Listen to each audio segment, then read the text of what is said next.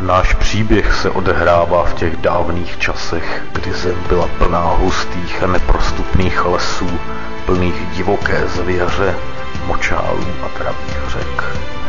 Lidé uctívali svoje bohy a věřili na mocné síly přírody, démony a kouzla. A mocní válečníci vedli kruté války pro větší moc a slávu.